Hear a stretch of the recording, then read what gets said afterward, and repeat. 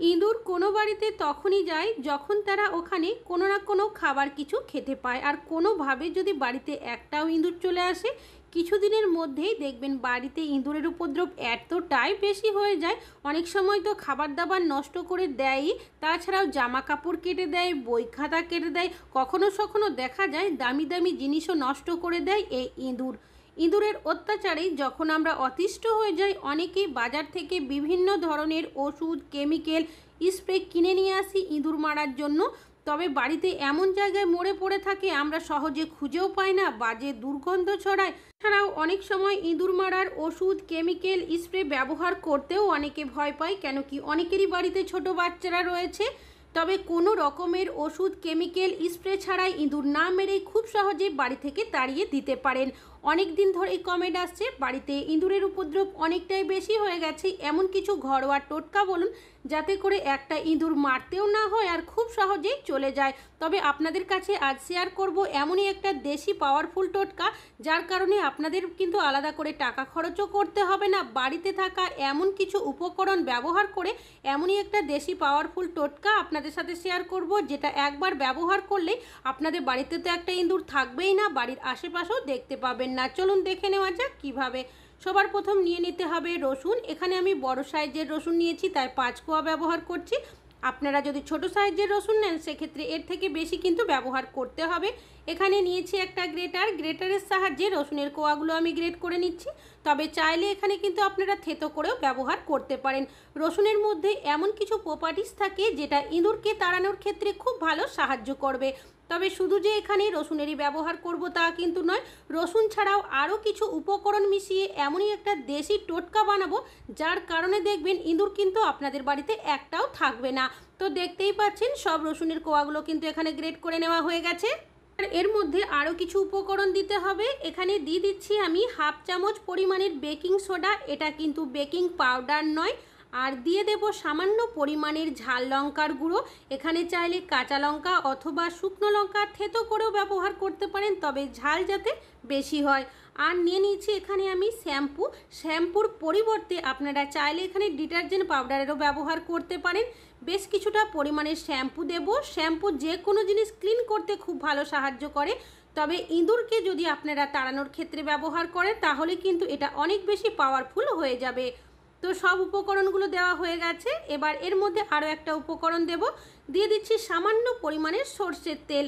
এটা যখন আপনারা এই মিশ্রণের মধ্যে দেবেন, এটা এতটাই স্ট্রং হয়ে যাবে, কোনোভাবে যদি এই মিশ্রণটা ইঁদুরের পেটে একবার যায়, ওদের পেটের মধ্যে মোচড় দিতে শুরু করবে, পেট ব্যথা করবে, ইঁদুর দেখবেন বাড়িতে 1 মিনিটও থাকতে পারবে না। তবে এই মিশ্রণটা ডাইরেক্ট দিয়ে দিলে ইঁদুর কিন্তু কোনোভাবেই খাবে না। ইঁদুরকে খাওয়ানোর জন্য আরও একটা কাজ আমাদের করতে হবে। তো মিশ্রণটা তৈরি হয়ে গেছে, সাইডে সরিয়ে রেখেছি। অন্যদিকে নিয়ে নিয়েছি একটা কন্টেনার, এমন পাত্র নেবেন যেটা কোনো খাবার কাজে ব্যবহার করেন না।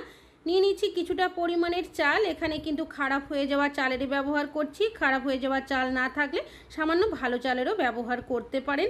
আর দিয়ে দিচ্ছি এখানে কিছুটা পরিমাণের আটা। আটাটাও কিন্তু আমার নষ্ট হয়ে গেছে, তো আমি পরিমাণ মতো আটা এখানে দিয়ে দিচ্ছি। আপনারা চাইলে এখানে ময়দা বা চালের গুঁড়োরও ব্যবহার করতে পারেন। আর নিয়েছি এখানে একটা নরম হয়ে যাওয়া বিস্কুট।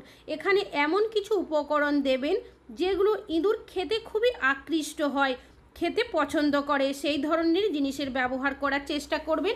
তো বিস্কুটটাও আমি হাত দিয়ে যতটা সম্ভব গুঁড়ো করে খুব ভালো করে সব উপকরণগুলো প্রথমে আমি মিশিয়ে নেব। তো দেখতেই পাচ্ছেন এগুলো কিন্তু মিশিয়ে নেওয়া হয়ে গেছে।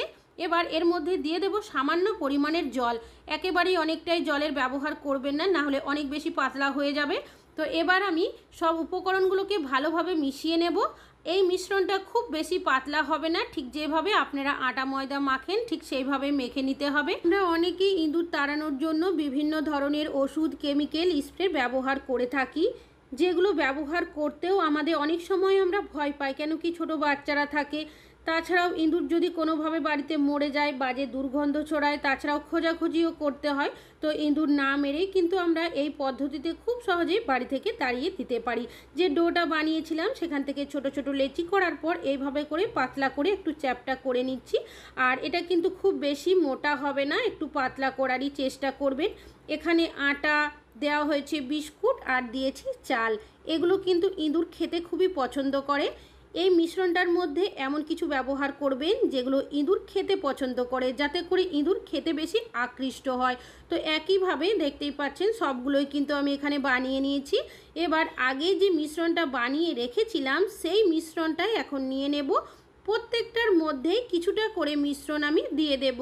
দেওয়া হয়েছে গ্রেট করা রসুন, বেকিং সোডা, লঙ্কার গুঁড়ো, সর্ষের তেল আর শ্যাম্পু, যেগুলো একসাথে মিশে যাওয়ার কারণে অনেক বেশি পাওয়ারফুল হয়ে গেছে। আর এটা যখনই ইঁদুরের পেটের মধ্যে যাবে, পেটের মোচড় দিতে শুরু করবে, পেট ব্যথা করবে, ইঁদুর খাওয়ার পর 1 মিনিটও দেখবেন থাকতে পারবে না। আপনারা ব্যবহার করবেন সেই জায়গাগুলোতে যেখানে ইঁদুর আসা যাওয়া করে বা থাকতে পারে বলে মনে হয়। তবে যেখানেই এই বলগুলো ব্যবহার করেন না কেন, কোনোভাবেই কিন্তু সেই জায়গাতে আপনারা জল রাখবেন না। কেন কি, যদি এগুলো খাওয়ার পর ইঁদুর জল খেয়ে নেয় তাহলে কিন্তু কোনোই কাজ করবে না। তো আশেপাশে অবশ্যই আপনারা কোনো জল রাখবেন না। তো চলুন দেখে নেওয়া যাক এই বলগুলো কোথায় ব্যবহার করবেন। তার আগে বাকি যে একটু মিশ্রণ রয়েছে তার মধ্যে কিছুটা পরিমাণের জল দিয়ে দিচ্ছি।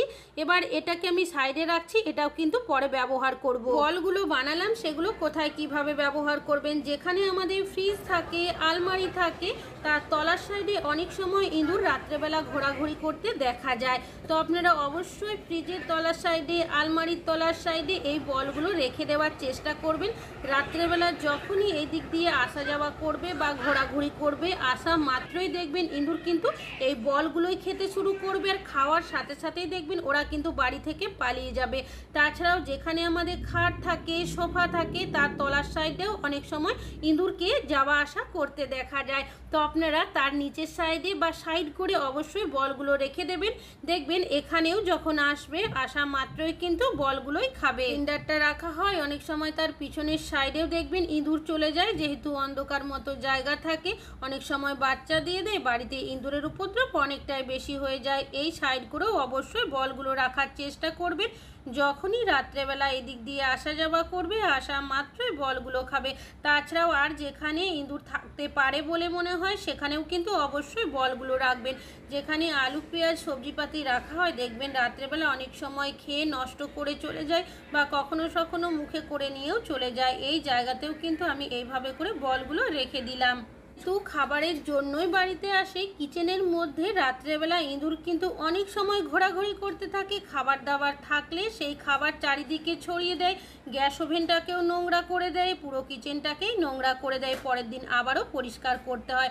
রাত্রে শোয়ার আগে আপনারা এইভাবে বলগুলো গ্যাস ওভেনের ওপরে, নিচে বা সাইডে রেখে দেবেন। যদি ইঁদুর এসেও থাকে, আসা মাত্রই খাবে। তাছাড়াও যেখানে মশলার কৌটো বা ডিব্বা রাখা হয়, অনেক সময় দেখা যায় এই জায়গাগুলোতেও ইঁদুর ঘোরাঘুরি করে। অনেক সময় কৌটো বা ডিব্বাগুলো ফেলে থাকলে জিনিসপত্র নষ্ট হয়ে যায়। এইভাবে করে অবশ্যই বলগুলো রেখে দেবেন। যখনই ইঁদুর আসবে, আসা মাত্রই দেখবেন ওরা খাবে। তাছাড়াও অনেক সময় মেন দরজা যদি খোলা রেখে দিই, রাত্রেবেলায় কোনো কারণবশত সাইড হয়ে বাড়ির ভেতরে চলে আসে, জানালার সাইড দিয়েও অনেক সময় চলে আসে। যে দিক দিয়ে ইঁদুর আসতে পারে বলে মনে হয় বা আসে বলে মনে হয়, সেখানে কিন্তু অবশ্যই এই বলগুলো আপনারা দিয়ে রাখবেন। যখনই ইঁদুর আসার চেষ্টা করবে, দেখবেন আসা মাত্রই খাবে। খাওয়ার সাথে সাথে ওরা বাড়ির ভেতরে তো আসবেই না, উল্টে বাড়ির বাইরের দিকেই পালিয়ে যাবে। তাছাড়াও যেখানে জলের নালি বা ড্রেন থাকে, সেখান থেকেও অনেক সময় ইঁদুর, আরশোলা, ছোটোখাটো পোকামাকড় বাড়ির ভেতরে চলে আসে। অবশ্যই কিন্তু জলের নালি বা ড্রেনের সাইডে এই বলগুলো দিয়ে রাখবেন, তাহলেও দেখবেন ইঁদুর বাড়ির ভেতরে তো আসবেই না, খাওয়া মাত্রই বাইরের দিকে চলে যাবে। তাছাড়াও যে মিশ্রণটা আমি রেখেছিলাম বানিয়ে, সেটা কিন্তু এখন গন্ধটা আরও বেশি ছড়িয়ে গেছে। এবার এটা আপনারা কোথায় ব্যবহার করবেন। আমাদের যেখানে স্টোর রুম থাকে, অনেক সময় আমরা ইঁদুরকে ঢুকতে দেখি কিন্তু পরক্ষণেই আর দেখতে পাই না। আর এই জায়গাগুলো থেকে আমাদের ইঁদুরকে খুঁজে বের করাও কিন্তু কারো পক্ষেই সম্ভব হয় না। অনেক সময় ইঁদুর যদি থেকে যায়, এখানে বাচ্চা দিয়ে দেয়, ইঁদুরের উপদ্রব অনেকটাই বেশি হয়ে যায়। তো অবশ্যই এই মিশ্রণটা সাইড করে রেখে দেবেন। যদি ইঁদুর থেকেও থাকে, এর গন্ধের কারণে দেখবেন বাড়ির ভেতর থেকে বাইরে চলে আসবে। আর যদি নাও থাকে, এর গন্ধের কারণে কিন্তু কোনোভাবে এই জায়গাগুলোতে আসবে না। তাছাড়াও এই মিশ্রণটা আপনারা আরও একটা ভাবে ব্যবহার করতে পারেন, যেখানে জলের নালি বা ড্রেন থাকে তার মধ্যেও কিছুটা মিশ্রণ ছড়িয়ে রাখবেন। এর গন্ধের কারণে ইঁদুর, আরশোলা, পোকা মাকড় কোনো কিছুই বাড়ির ভেতরে আসবে না। আশা করছি ইঁদুর তাড়ানোর টিপসটা অনেক বেশি কাজে আসবে। ভালো লাগলে লাইক করবেন। আজকে এখানেই শেষ করছি।